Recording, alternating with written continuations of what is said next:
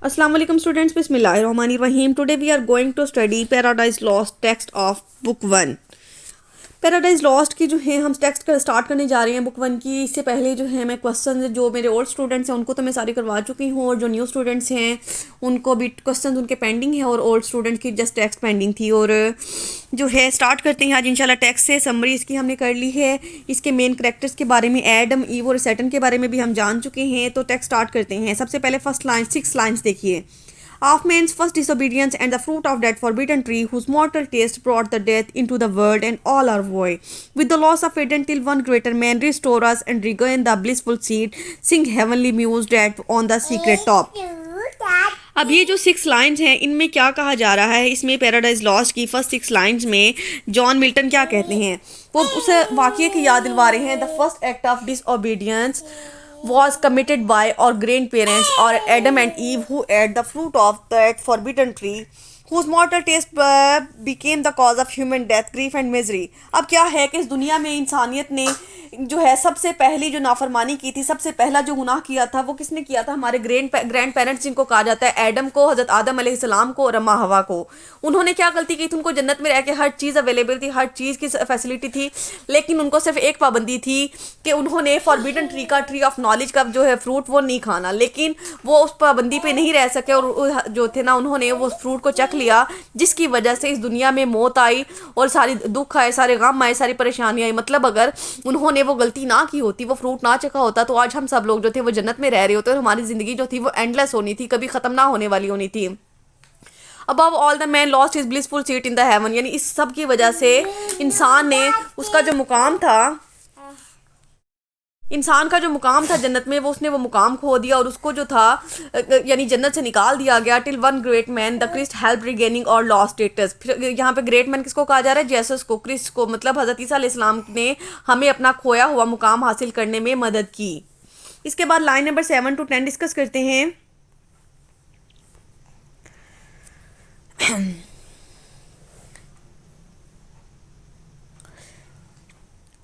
Of sing heavenly muse that on the secret top of Oreb or of Sinai didst inspire that shepherd who first thought the chosen seed in the beginning, how the heavens and the earth.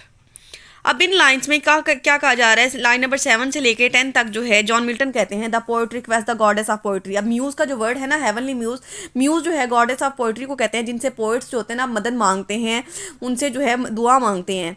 The poet requests the goddess of poetry to help him in the writing his this grand poem epic, कि वो goddess of poetry से request करता है, दरख्वास्त करता है कि वो उसकी इस बड़ी पोइम को, एपिक को लिखने में हेल्प करे। He requested to the sacred god and goddess on the top of Horeb and Sinai, which inspired the Moses who told the Jews about the creation of skies and the earth out of chaos in the beginning. अब क्या है कि वो जो बहुत बड़े बड़े औरब जो और सिनाई जो है ना, ये माउंटेन्स के नाम है, और वहाँ पे जाके जो है अपने गॉड से, अपने गॉडेस से जो है रिक्वेस्ट करता है औरब पे और सिनाई पे जाके। मतलब ये इसका मतलब है ना, जैसे हमने वो हज़रत मूसा के बारे में सुना हुआ है कि हज़रत मूसा जो थे वो कलीमुल्लाह थे। जब उन्होंने अल्लाह ताला से कोई मदद मांगनी होती थी तो वो पहाड़ी पर चढ़ के जो थे अल्लाह ताला से हम कलाम हुआ करते थे। इसी तरह से जो ये मिल्टन है ना, वो जो है इन पहाड़ों पर जाके है जो मदद मांगता है और कहता है कि मेरी पोइम को लिखने में मदद की जाए।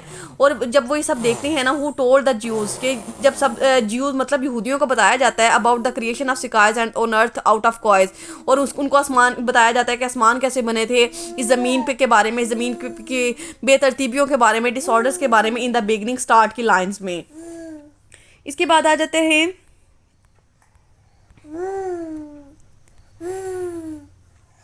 इन the beginning how the heavens and the earth rose out of chaos, or if Sion hill delight the theme more, and Silos brook that flowed fast, the oracle of God, I thence invoke thy aid to my adventurous song, that no middle flight intends to soar above the onion mount, while it pursues things unattempted yet in prose or rhyme. अब इन lines में जो है John Milton ने क्या कहा है कि line number 11 से लेके 16 में if Sion hilled and sacred spring of Siloa that flowed fast by temples of god and goddess, क्या वो कहता है कि अगर ये जो पहाड़ हैं, ये जो मुकद्दस जगह हैं, यहाँ पे जो गॉड और गॉडेस जो है इनके मंदिर हैं, help in accomplishing this grand task, वो कहता है इन सब ने मेरी इस ग्रैंड टास्क को, इस ग्रैंड एपिक को लिखने में मदद की, of writing this epic poem on the universal topic, कि मैं ये पोइम जो था एक यूनिवर्सल टॉपिक, मतलब यानी वैसे हम जो स्टोरीज पढ़ते हैं, पोइम्स पढ़ते हैं या ड्रामाज देखते हैं, वो आम लाइफ की स्टोरीज होती हैं, डेली लाइफ की स्टोरीज होती हैं, लेकिन जो जॉन मिल्टन ने ये स्टोरी लिखी है वो एक यूनिवर्सल स्टोरी है, कभी ना जो है ख़त्म होने वाली, हमें यानी इंसान ये सदियों से चलती आ रही है और आने वाली नस्लें भी जो हैं स्टोरी को से वाकिफ़ होंगी। It is a poem of unique topic and it will touch the Heights of mount silicon, वो कहता है कि ये बहुत ही यूनिक टॉपिक पे मैंने पोइम लिखी है और ये पोइम जो है ना माउंट सिलिकॉन मतलब वहाँ की बुलंदियों को छुएगी। As this topic was not attempted by anybody in prose and poetry, वो कहता है कि मैंने वो टॉपिक चूज़ किया है जो कि आज तक कभी भी किसी ने ना प्रोज में ना पोइट्री में कभी किसी ने लिखा था ना पढ़ा था। Paradise lost is an epic that has a world wide fame, कि पैराडाइज लॉस्ट जो है ना एक एपिक पोइम है, हम सबको पता है, हम इसके बारे में क्लासिकल एपिक वाला क्वेश्चन भी कर चुके हैं। This poem bears all the requirements of an epic, इस पोइम में तमाम एपिक वाली तमाम ज़रूरियात, तमाम फीचर्स पाए जाते हैं। Milton discusses everything pedagogically, he takes reference from the history and elaborates them as well, यानी उसने हर तरह से हिस्ट्री से भी रेफरेंसेस लिए हैं और हर तरह से जो सारे कॉन्सेप्ट्स हैं उनको क्लियर किया है। In the very first 16 lines ही अट्रैक्ट्स द अटेंशन और readers towards a big scene. अब क्या है कि वो जब इसकी बिगनिंग करता है, इसका स्टार्ट करता है, तो वो स्टार्ट की 16 लाइनों में तमाम रीडर्स की अटेंशन उस गुनाह की तरफ लेके जाता है जो कि हमारे फोर फादर ने एडम और ईव ने किया था। The sin of God's disobedience, खुदा की नाफरमानी का गुनाह। Adam and Eve in the heaven were passing a very happy life, Adam और ईव जो थे वो जन्नत में एक बहुत खुशगवार जिंदगी गुजार रहे थे। दे वर allowed to enjoy each and every pleasure except one restriction, कि उनको वहाँ पे हर किस्म की आज़ादी थी, हर किस्म की जो थी ना सहूलत मैसर थी, सिर्फ उनको उन पर एक पाबंदी थी। They were not to allowed to eat the fruit of forbidden tree, उनको फॉरबिडन ट्री का जो फ्रूट था उसको खाने से मना किया गया था। Saturn the biggest enemy of the man, शैतान जो कि इंसान का बहुत बड़ा दुश्मन है। Urged them to eat the fruit apple, उसको वो फल खाने पे उकसाया। Adam violated the commandment of God, Adam ने खुदा के हुक्म के खिलाफ वर्जी की। And ate the fruit of that tree, और उस फ्रूट का जो था, उस दरख्त का जो फल था वो खा लिया। With this act Greaves and death introduced, इस वजह से उनको जन्नत से निकाल दिया गया, उनको दुनिया में भेज दिया और दुनिया में आके मौत का सामना करना पड़ा, बहुत से दुखों का, बहुत सी परेशानियों का सामना करना पड़ा। And this cause their exclusion from the Eden, और इसी वजह से वो जन्नत से निकाले गए।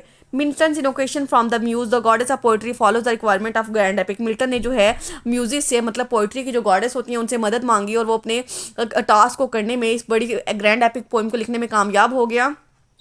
Like other poets, he invokes the muse to help him in writing and elevating this epic poem because it bears a universal theme. उसने जो थी दूसरे राइटर्स की तरह, दूसरे पोइट्स की तरह म्यूज से, गॉडेस ऑफ पोइट्री से मदद मांगी कि वो उसको इतने बड़े टास्क पे, इतने बड़े यूनिवर्सल थीम पे एक पोइम लिखने में जो है हेल्प करें हैं। In this epic Milton wants to justify the ways of God to man, इस एपिक में, इस पोइम में मिल्टन जो है यानी इंसान को अल्लाह ताला ने जो दो रास्ते नवाजे हैं, दो रास्ते अता किए हैं, उन पे वो किस तरह से अमल करता है, वो कौन सी अपनी फ्री विल को चूज़ करते हुए राइट पाथ पे चलता है या रॉन्ग पाथ पे चलता है, उसके बारे में डिस्क्रिप्शन दी है। आई होप सो कि आपको समझ आ गई। इंशाल्लाह नेक्स्ट लेक्चर में इसकी नेक्स्ट लाइंस करेंगे। अल्लाह हाफिज़।